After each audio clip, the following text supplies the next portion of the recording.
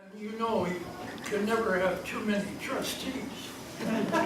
Therefore, they hired Dr. Max Cameron of the Faculty of Education at UBC to amalgamate smaller districts.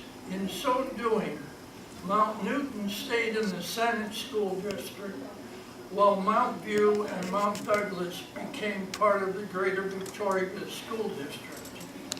That was in 1975. In September 1954, in my first year of teaching, I joined the staff of Mount Douglas. At that time, there were 157 students in grades 9 to 12 and 7 teachers. By today's standards, politicians would have closed the school because of the low enrollment. How tragic that would have been. The school has had a marvelous history which continues on. With so few students, the course offerings were limited, as were the facilities at the old Cedar Hill building. The girls were transported to Vic High for home economics, and the boys to Lansdowne for industrial arts. I would like to give you an idea of what the Gordon Head area was like in 1954. And at my age, and with such a young audience, I can say anything I want.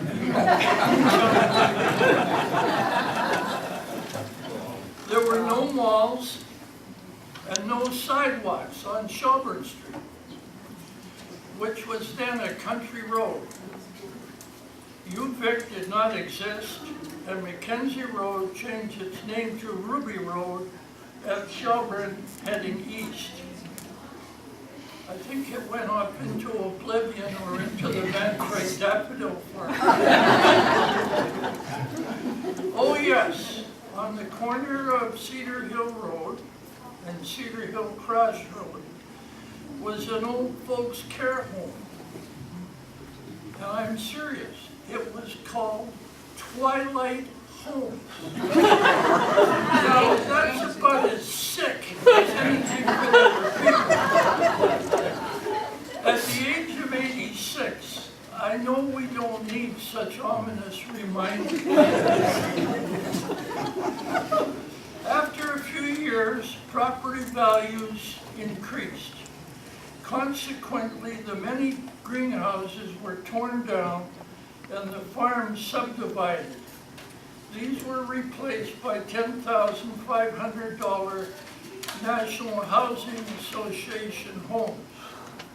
Therefore, the enrollment at Mount Doug gradually grew.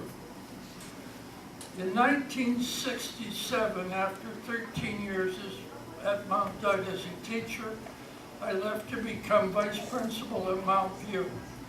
2 years later, in 1969, I returned to Mount Doug as principal. By then, there were approximately 475 students. In spite of additions to the Cedar Hill building, the facility was too small for the climbing enrollment.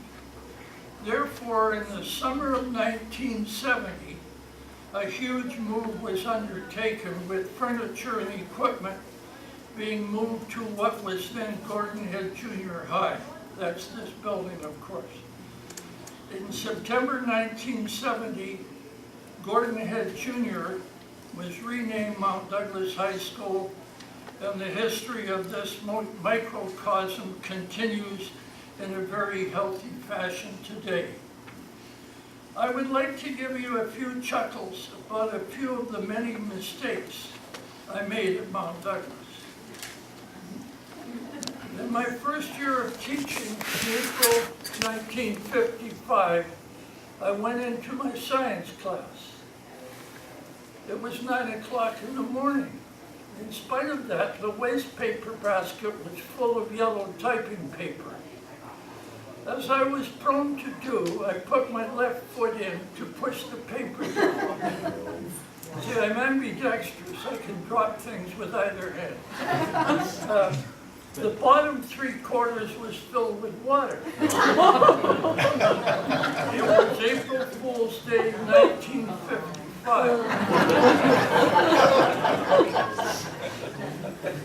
It is only in recent years that I found out that the culprit was the wonderful Dave Spilsbury, who I'm sure many of you know.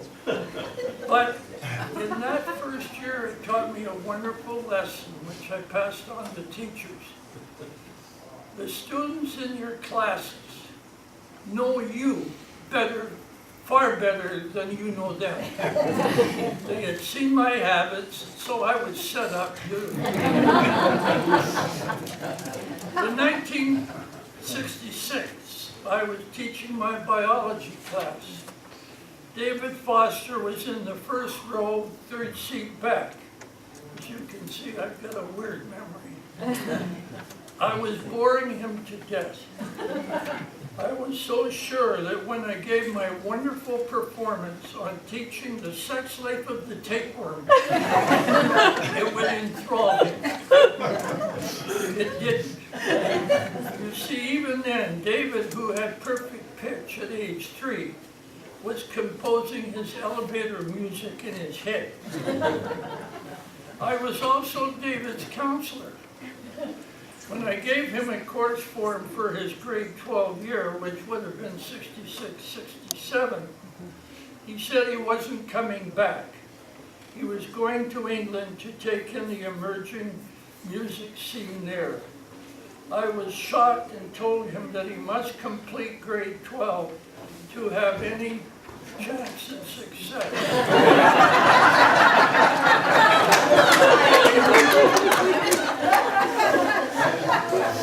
I immediately phoned his wonderful mother, Eleanor. She had agreed with his decision.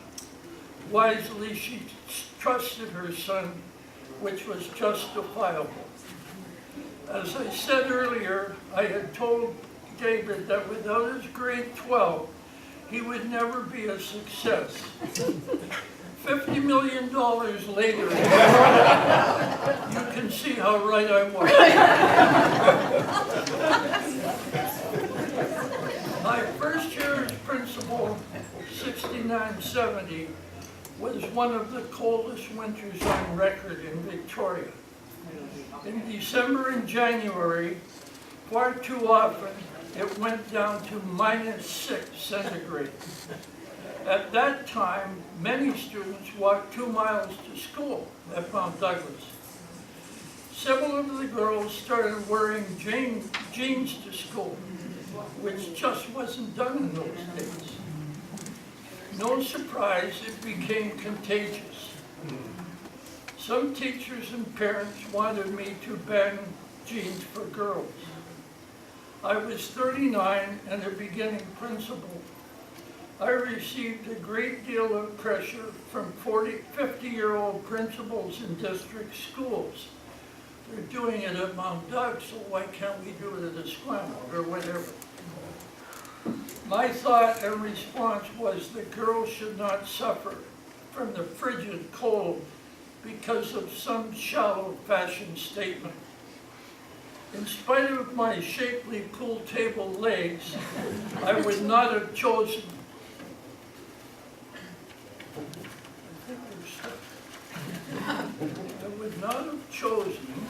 to go around outside with in the skirt. No, I'm fine, thanks. Wherever you are. Yeah. What isn't right for students is wrong. I have great news for all of you. You won't make any more mistakes in your lives. I have made them all and have a patent on them. However, there is one decision that brought me such great joy, and the memories still do. I had the wonderful honor of working with the best kids on the planet for 23 years, 13 as teacher and 10 as principal.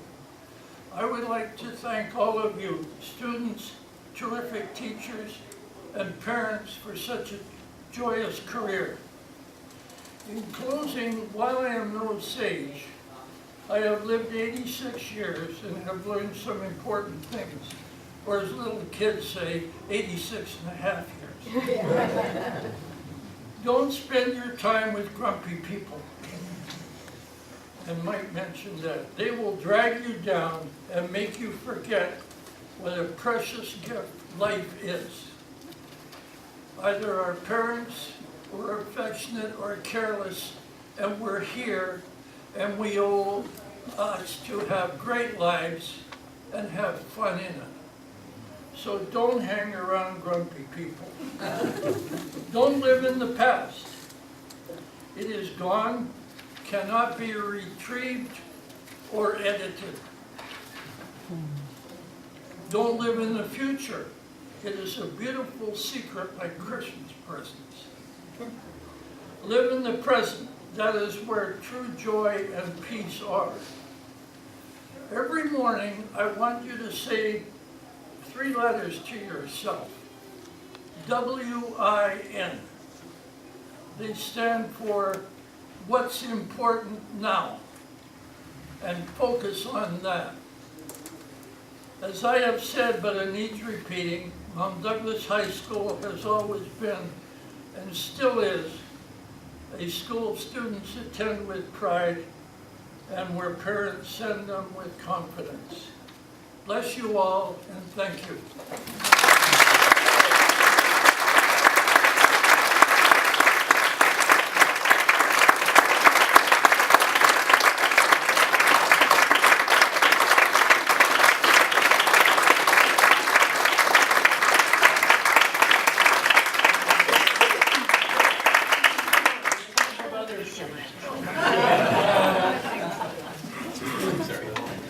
No, I would like to thank all the students and former students who have worked on this important job.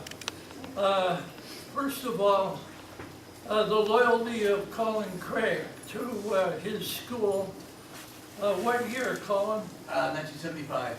And don't forget to buy his grandmother's book. And as you're speaking, this is my grandmother's book, Richard Judd's book, Corduroy to Campus, which is the history of